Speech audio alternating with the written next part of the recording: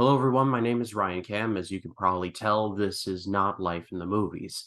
Well, long story short, it was a church thing, and we could not record this week. However, we will be back next week with the October preview, so stay tuned for that. But I wanted to upload something to you guys on this Wednesday.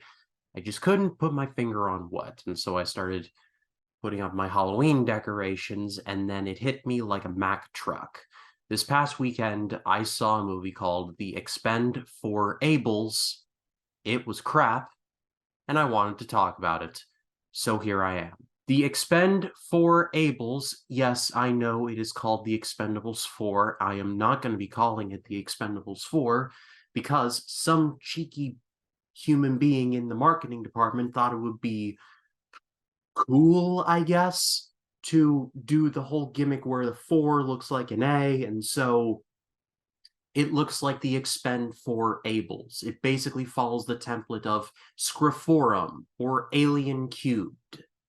It's not as cool as you think it is. It is not the flex you think it is. It looks like the Expend4bles, and this movie is garbage, so that's what I'm running with. I honestly don't know or really have any strong feelings for the Expendables movies. I've seen all three, but I can barely remember anything about them. The first one, all I know was that Steve Austin, like Stone Cold Steve Austin, was the villain. Or no, he wasn't the villain, he was the henchman to the Eric Roberts character, who was the villain. We could have gotten Rambo versus Steve Austin, and we didn't even get that. Then with Expendables 2, that was at least fun, with the best scene in the movie where all the Expendables shoot this one guy with all of their weapons, with Stallone saying "rest in pieces" at the end. That's good stuff. And I don't remember much about Expendables 3. All I remember is that Ronda Rousey was in it. That's about it. Didn't know what I was expecting going into the Expend4bles. All that I did know was that the movie was getting trashed by critics. I remember seeing a video saying John Campea uploaded a video to his channel talking about how he and his wife made it 30 minutes into the movie and said, you know what, we're just gonna head out. And they left. So yeah, that was pretty bad. But I went into it with an open mind, and bless me for trying, but this movie is just terrible. Really, the only good part about it is Jason Statham. He's trying, and I think that's literally the nicest thing I can say. Outside of Statham at least giving something resembling effort, the rest of this movie is hot garbage from every aspect. Where do I even start? Chief among them, yeah, let's just start off with the effects. The effects in this movie are horrible. The fire effects in this movie, to give some example, I'm going to put a little bit of a fire effect in the corner here that I downloaded from YouTube. This fire effect looks better than what it did in the Expend4bles. And that movie's budget, I imagine, has to be somewhere in the nine-figure ballpark. There's no excuse for that. It also doesn't help things that when you see a plane or a car doing anything action-related in the movie, it looks like something from a GameCube game. That's not good. That is very bad. And I don't want to come across as harsh. Visual effects are tough, and I understand that. There is no excuse for the crap that they slung in the visuals department. There's just none. It doesn't really help things that most of the the Expend4bles that were in the previous movies, like, say, your Wesley Snipeses, your Bruce Willises, your Harrison Fords, they were not a part of this. So what we ended up getting was very subpar indeed. We got Randy Couture, fine, but then you got 50 Cent. 50 Cent is an Expend4able now.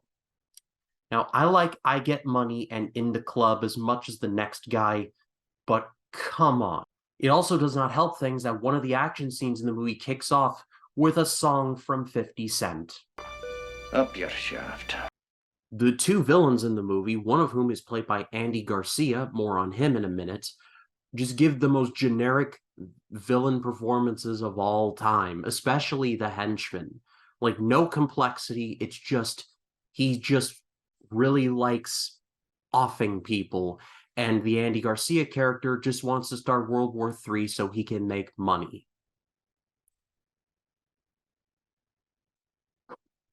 This is the sleepiest shit I've ever seen in my life. The 80s is shaking its head at how generic these villains are. And then there's Megan Fox. Bless Megan Fox. It seems like she has gotten out of this Hollywood life. She has a family now, so I don't want to talk too harshly. But my God, her character was annoying as hell in this movie. The literal first scene that we see of her, she is arguing with Jason Statham, and she comes across as completely unlikable and stays that way. And that is not a reflection on Megan Fox, that is a reflection on the toilet paper script that this was written on. And by that I mean the script might as well have been written on toilet paper, like Saul Goodman did in the bathroom on that one episode of Better Call Saul. Speaking of toilets, let's talk about some of the humor in this movie, the alleged humor in this movie. I assume the funniest joke in the movie is, well, Randy Couture and some of the other Expend4bles being stuck in a prison cell. They realize they're on a ship. There is a system in which these latches will open, which will send some of the seawater out back into the sea in case the ship is going down. I don't know. I'm not into ships, so I don't know. But regardless, the system has to get wet in order for it to be used. Guess how the system gets wet in this movie? Guess. If you guessed Randy Couture takes a whiz on it, congratulations, because you're right, because that is exactly what happens, and it is just as awkward as you imagine it is. You know, a picture is worth 1,000 words, but none of those words should be, look at that idiot. And some of you may be thinking I'm making this up.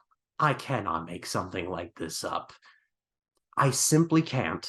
Literally, the next scene, Jason Statham and one of the other Expend4bles who was retired show up thinking that they're in there, but it turns out, no, they already escaped. And Jason Statham literally turns to the guy and says, "Smell like piss in here?" How hilarious. How highly, highly humorous. But more than likely, the crap cherry on the crap cake belongs to, well, two things. Two things involved in this script.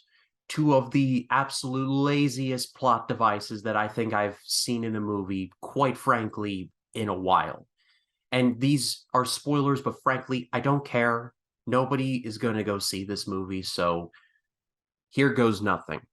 Basically, Sylvester Stallone's character, I believe his name is Barney, whatever his name is, he dies 20 minutes into the movie, and it's treated like a big deal.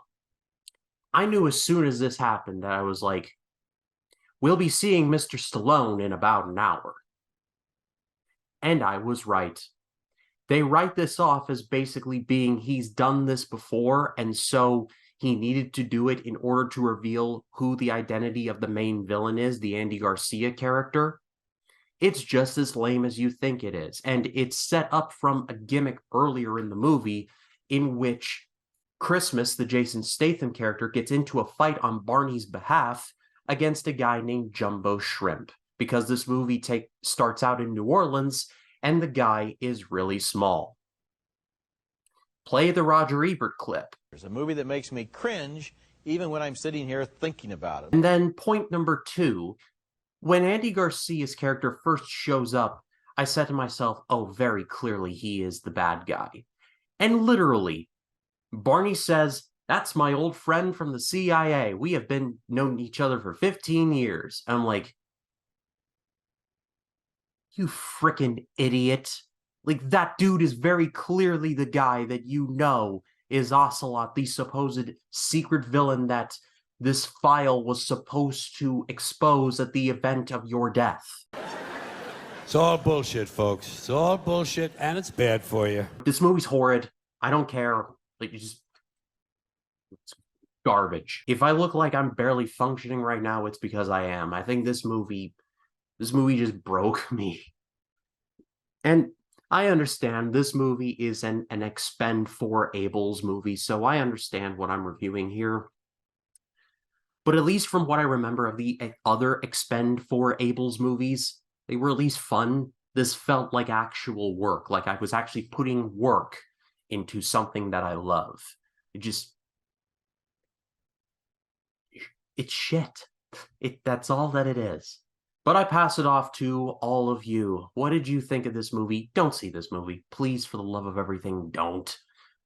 Like, what's your favorite Sylvester Stallone movie? You can say Stop or My Mom Will Shoot. That is a more than acceptable answer, especially when compared to this movie. Comment below, let me know. Road to Saw 10 concludes with Spiral on Friday, and then we start Scary Mania. My name's Ryan Cam. You know what to do. I'm out.